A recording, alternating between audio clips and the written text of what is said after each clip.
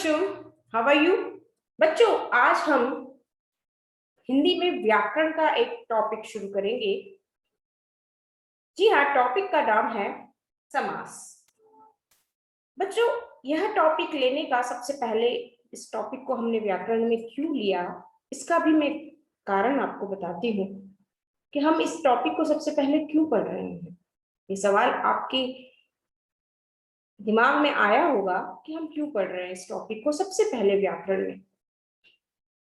बच्चों, हमने जो वसंत में पाठ पढ़े हैं, सबसे पहले हम उन पाठों में जो व्याकरण प्रयोग में ली गई है, उन पाठों से संबंधित व्याकरण के टॉपिक्स हम पहले समझेंगे। हमने हिमालय की बेटियां पाठ पढ़ा, उसमें द्वंद्व समास का हमने एक प्रश्न देखा। उस प्रश्न को हमने किया तो वहां पर द्वंद्व समास एक शब्द आया। उस शब्द के बारे में जानना व्याकरण की दृष्टि से उस पाठ के लिए भी महत्वपूर्ण है। तो हम आज समास शुरू करेंगे, जिसके बारे में आप पिछली कक्षा 6 में भी पढ़ चुके हैं। आप जानते हैं समास के बारे में, समास क्या होते हैं, कितने प्रकार के होते हैं, हमने अच्छे से पढ़ा है। जब आप पढ़ेंगे तो आपको सब कुछ रिकॉल होगा। तो हम शुरू करेंगे बच्चों समास। सबसे पहले हम जाने कि समास क्या होते हैं और क्यों जरूरी हो रहा है हमारे लिए समास को पढ़ना। व्याकरण को पढ़ना तो हमें जरूरी है ही। आप जानते हैं व्याकरण हमारी भाषा को शुद्ध करती है। व्याकरण के पढ़ने से हमें भाषा को समझने में आसानी होती है। समास को पढ़ना हमारे लिए क्यों आवश्यक है? बच्चों, हिंदी में कई तरह के शब्दों की रचना होती है, कई प्रकार से शब्द बनते हैं, निर्माण होता है शब्दों का। समास भी शब्द निर्माण की प्रक्रिया है, इससे भी शब्द बनता है। बहुत अनगिनत शब्द है हमारे हिंदी साहित्य में, हिंदी शब्दावली में बहुत सारे शब्द हैं। शब्दों के बारे में भी हमने पढ़ा है, जाना है। तो ये नए नए शब्द कैसे बन जाते हैं, कहाँ से बन जाते हैं, इनकी एक प्रोसेस होती है, प्रक्रिया होती है। अलग अलग तरह से ये शब्दों का निर्माण होता है। समास भी शब्द बनाने की ही एक प्रक्रिया है, एक प्रोसेस है, एक प्रक्रिया होती है समास, जिसके द्वारा शब्द समूह को संक्षिप्त किया जाता है। एक संक्षिप्तीकरण की प्रक्रिया। संक्षिप्त करना यानी छोटा करना, शॉर्ट में करना। कोई शब्द समूह है, उस शब्द समूह को छोटा कर दिया जाता है समास की प्रक्रिया के द्वारा। तो एक नया शब्द हमें प्राप्त होता है। यही प्रक्रिया बच्चों समास कहलाती है, जो कि हम आज पढ़ेंगे। तो सबसे पहले हम जाने समास क्या होता है। समास का संक्षिप्त तात्पर्य संक्षिप्तीकरण। संक्षिप्तीकरण का मतलब होता है शॉर्ट, छोटा। इसका शाब्दिक अर्थ होता है छोटा रूप। अर्थात जब दो या दो से अधिक शब्दों से मिलकर जो नया और छोटा शब्द बनता है, उस शब्द को समास कहते हैं। कि जब दो या दो से अधिक शब्दों से मिलकर कोई नया और छोटा शब्द बना है, उस शब्द को समास कहते हैं।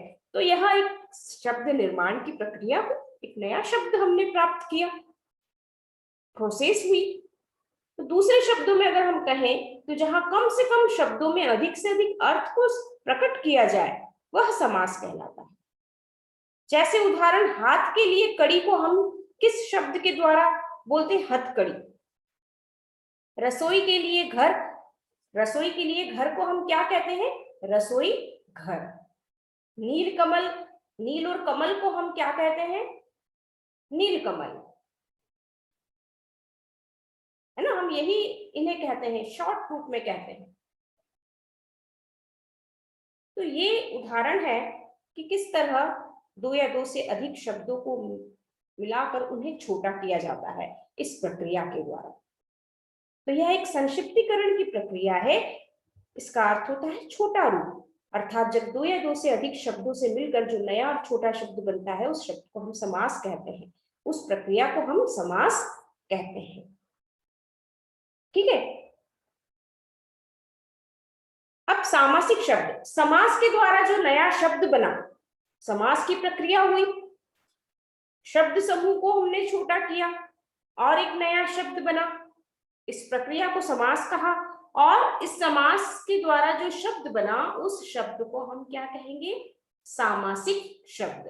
कि समास के नियमों से निर्मित शब्द सामासिक शब्द कहलाता है। इसे समस्त पद भी कहा जाता है। जैसे हमने रसोई के लिए घर का रसोई घर बनाया, तो रसोई घर सामासिक शब्द बना, जिसे समस्त पद भी कहा जाता है। और इसमें समास होने के बाद विभक्तियों के चिन्ह गायब हो जाते हैं। के लिए गायब हो गया, है ना। जैसे नीलकमल, नील और कमल ना, तो यहाँ पर नीलकमल आ गया, विभक्ति के चिन्ह गायब हो गए। तो ये जो शब्द बनता है उसे सामासिक शब्द या समस्त पद कहा जाता है। इस समस्त पद में बच्चों दो पद होते हैं। जो समस्त पद बनता है उसमें दो पद होते हैं, दो शब्द होते हैं। पद क्या होता है? शब्द होता है। पद शब्द को ही कहते हैं, लेकिन यह शब्द जब वाक्य में जुड़ जाता है, वाक्य में प्रयोग में लिया जाता है, तो पद बन जाता है। जैसे कमल एक शब्द है, और यदि मैं कहूं कमल जल में सुंदर दिखाई दे रहा है, तो यहां कमल क्या है? पद बन गया। जब वह वाक्य में जुड़ जाता है तो पद बन जाता है। पद और शब्द एक ही होता है, ठीक है। लेकिन शब्द जब वाक्य के अंदर प्रयोग में लिया जाता है तो पद, उसे पद कहते हैं। तो यहाँ पर सामासिक शब्द जो बना, समस्त पद जो बना, उसके दो पद होते हैं।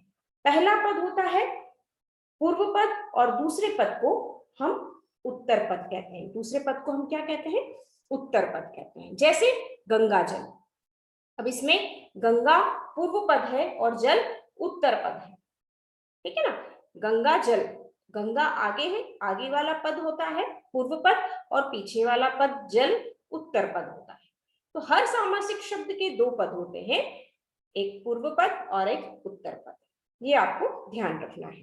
तो सबसे पहले हमने समास क्या होता है ये पढ़ा। समास एक प्रक्रिया होती है, संक्षिप्तीकरण की प्रक्रिया, शब्द समूह को संक्षिप्त करने की प्रक्रिया, और उस प्रक्रिया के द्वारा जो शब्द बनता है उसे हम सामासिक शब्द कहते हैं, समस्त पद कहते हैं।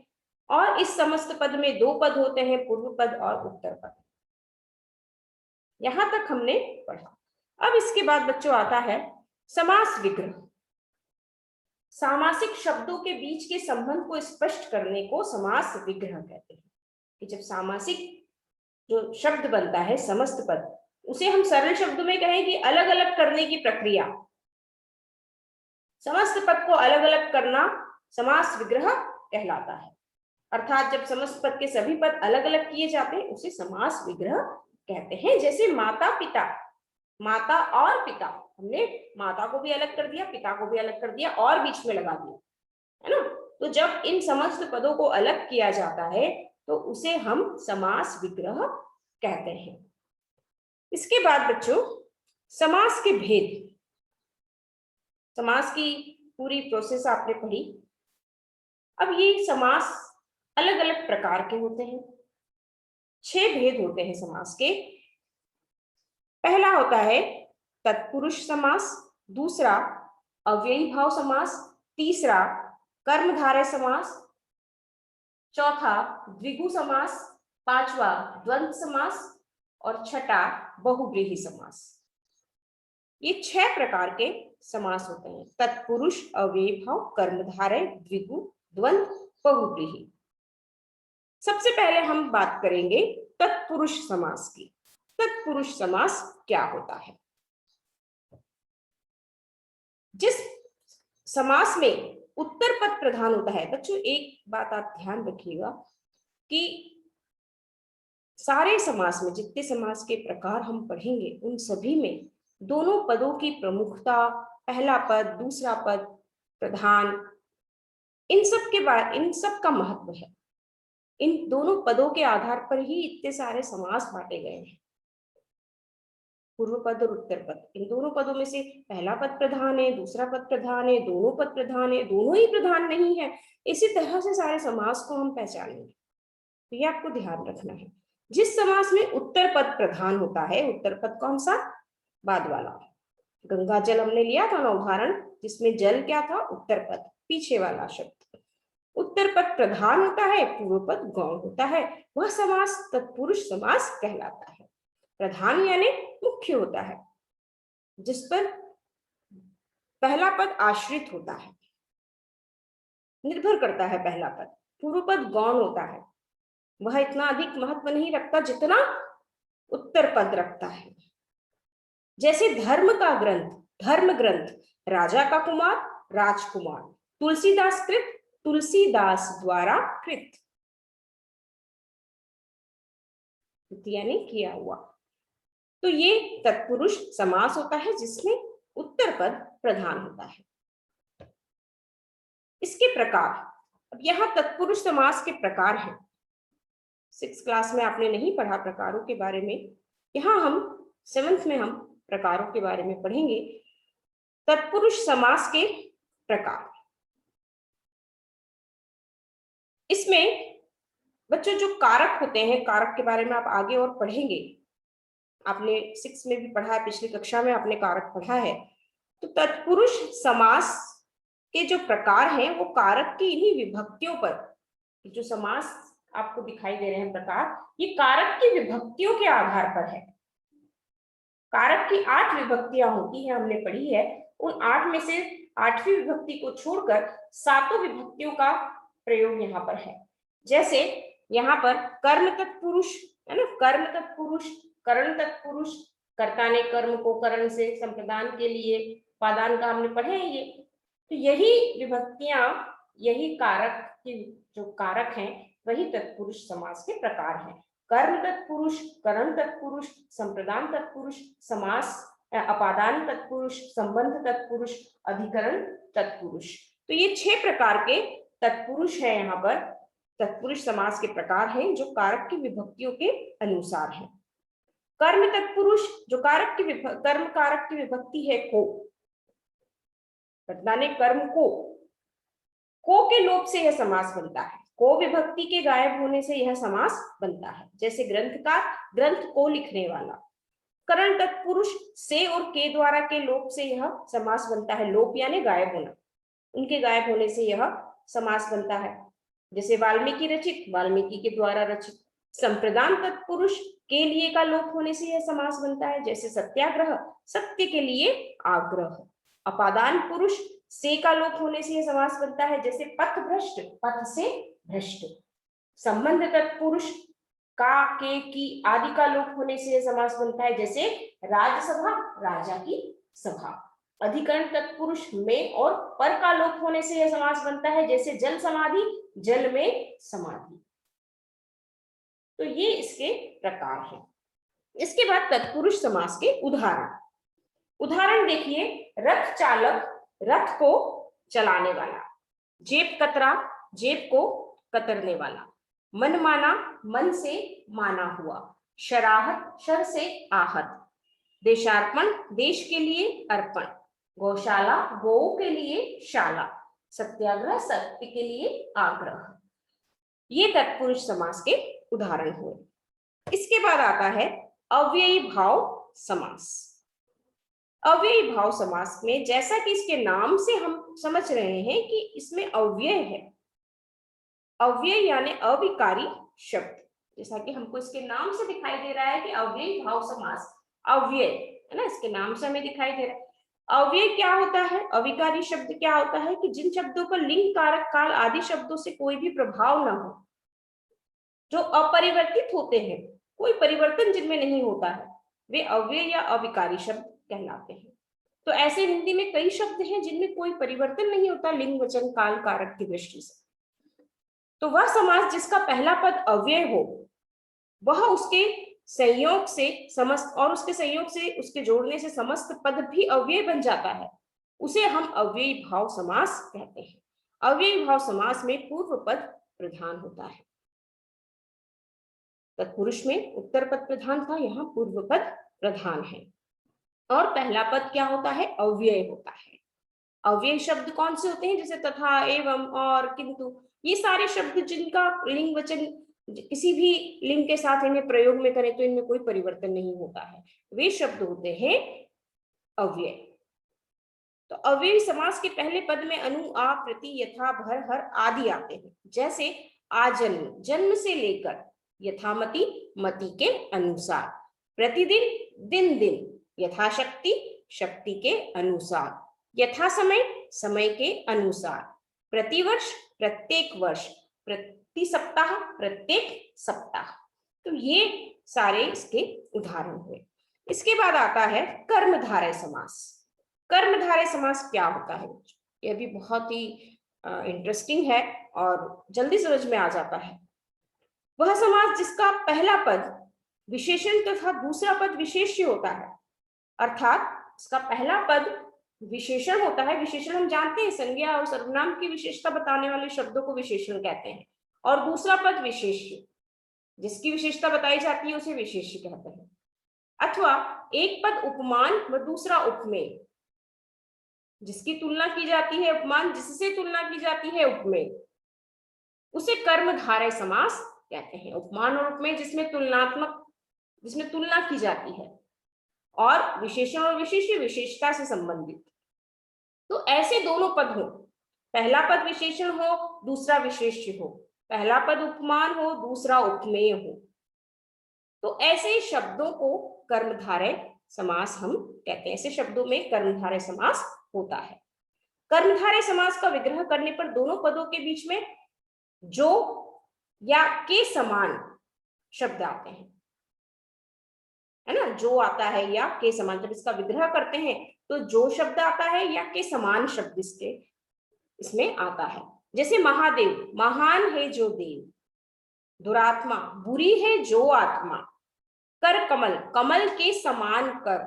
अब इसमें एक और बात आप विग्रह के द्वारा ध्यान रख सकते हैं कि जिनमें जो आता है वो विशेषण और विशेष्य के बारे में हमें बता रहे हैं, उनमें विशेषण और विशेष्य का संबंध है, और जिसमें समान आ रहा है उनमें उपमेय और उपमान का संबंध है।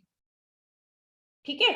कर कमल, कमल के समान कर, तो यहाँ पर उपमेय और उपमान है। नरसिंह, सिंह रूपी नर, रूपी, रूपी भी जहां आएगा वहां पर तुलना है, तो वहां उपमेय और उपमान का संबंध है। चंद्रमुख, चंद्र के समान मुख, यहाँ उपमेय और उपमान है। देहलता, देह रूपी लता, यहाँ भी उपमेय और उपमान है।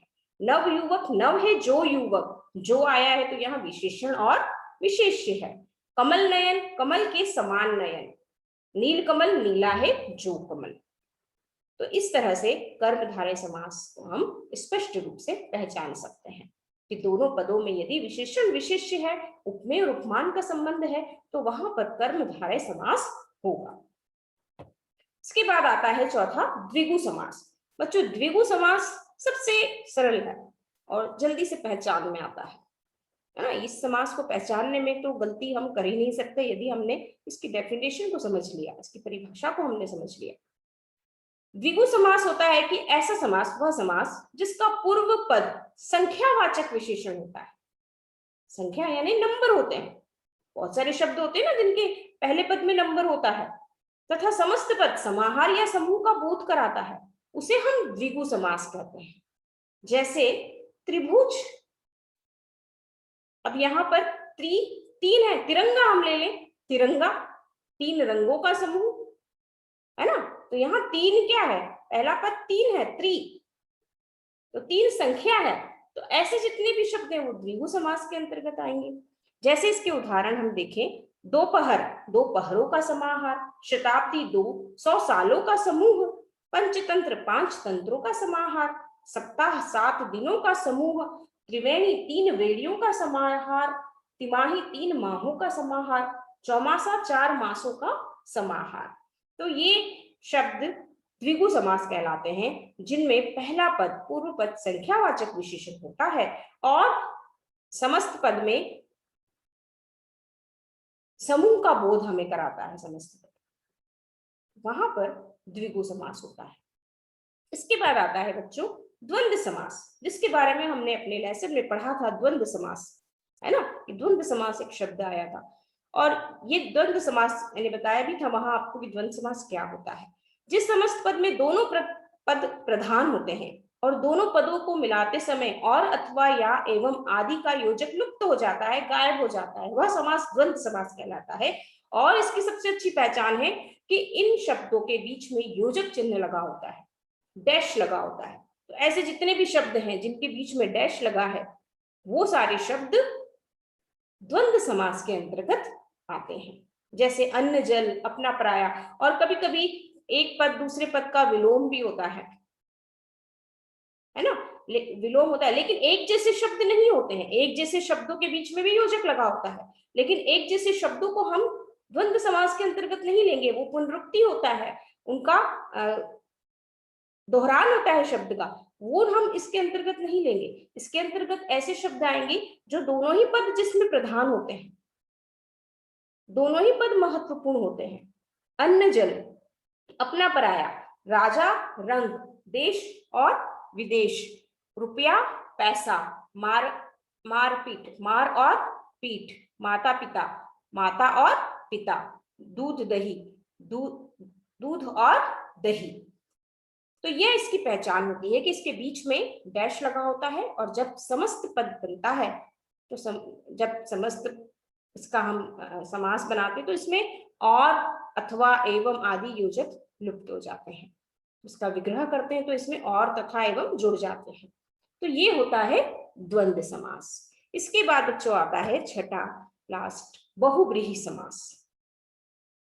बहुव्रीहि समास भी बहुत ही सरल होता है और हमें जल्दी से पहचान में आ जाता है। जिस समास के समस्त पदों में कोई भी पद प्रधान नहीं होता, अभी तक तो हम देखते आ रहे थे कि एक पद प्रधान है, दूसरा पद कौन है, एक दोनों पद प्रधान है, लेकिन यहाँ पर दोनों ही पद प्रधान नहीं है और दोनों पद मिलकर किसी तीसरे पद की ओर संकेत कर रहे हैं। वह समास बहुव्रीहि समास कहलाता है। जैसे गजानन, गज से आनंद वाला, अर्थात कौन गजानन, गणेश जी। त्रिलोचन, तीन आंखों वाला, अर्थात शिव जी। दशानन, 10 है आनंद जिसके, अर्थात रावण। चतुर्भुज, 4 है भुजाएं जिनकी, अर्थात विष्णु। मुरलीधर, मुरली धारण करने वाला, अर्थात कृष्ण। अब यहाँ पर बच्चों बहुव्रीहि और कर्मधारय और बहुव्रीहि द्विगु, इनमें कभी कभी हम कंफ्यूज हो जाते हैं। जैसे चतुर्भुज है ना, जैसे ये चतुर्भुज है तो चतुर्भुज हम द्विगु में भी ले सकते हैं, लेकिन कब लेंगे, जब हम इसका समास विग्रह करते समय इस बात का ध्यान रखें कि हम समास विग्रह में समूह लिख रहे हैं। चतुर्भुज यानी 4 भुजाओं का समूह यदि हमने लिखा है तो वो द्विगु समास होगा। और यदि हम लिख रहे हैं 4 भुजाएं हैं जिनकी, अर्थात विष्णु, यदि हम ये लिख रहे हैं तो यहाँ पर क्या होगा, बहुव्रीहि समास होगा। जैसे माखन चोर, कोई एक शब्द लिया हमने, है ना, माखन चोर। अब माखन चोर में जैसे हम ले कि ये विशेषण और विशेष्य का काम भी कर रहा है, तो ये कर्मधारय भी हो सकता है। लेकिन माखन चोर से हमें तीसरे पद की ओर भी संकेत मिल रहा है कि ये कृष्ण भी हो सकता है। तो हम समास विग्रह करते समय इन बातों का ध्यान रखें। समास विग्रह करते समय यदि पूछा जाए कि चतुर्भुज, चतुर्भुज का समास विग्रह कीजिए और समास का नाम लिखिए, यदि आप वहां लिखेंगे चतुर्भुज 4 भुजाओं का समूह और बहुव्रीहि समास तो गलत होगा। आपको वहां लिखना होगा चतुर्भुज 4 भुजाएं हैं जिनकी, अर्थात विष्णु, बहुव्रीहि समास। यदि आप लिखेंगे चतुर्भुज 4 भुजाओं का समूह, द्विगु समास, तो सही होगा। ठीक है बच्चों, तो हमने इन सभी के बारे में पढ़ा। समास के बारे में थोड़ा बोरिंग लगता है ना व्याकरण को पढ़ना, लेकिन फिर भी मजा तो आता है अगर आप ध्यान से पढ़ेंगे, और शुद्धता भी आएगी आपके बोलने में, लिखने में, पढ़ने में, सभी में शुद्धता आएगी। तो व्याकरण के सभी विषयों को, सभी टॉपिक को ध्यान से पढ़ेंगे हम। ठीक है बच्चों, तो आज हमने समास के बारे में पढ़ा, पूरा समास पढ़ा। इससे संबंधित प्रश्न मैं आपको दूंगी, आप उन प्रश्नों के उत्तर लिखेंगे।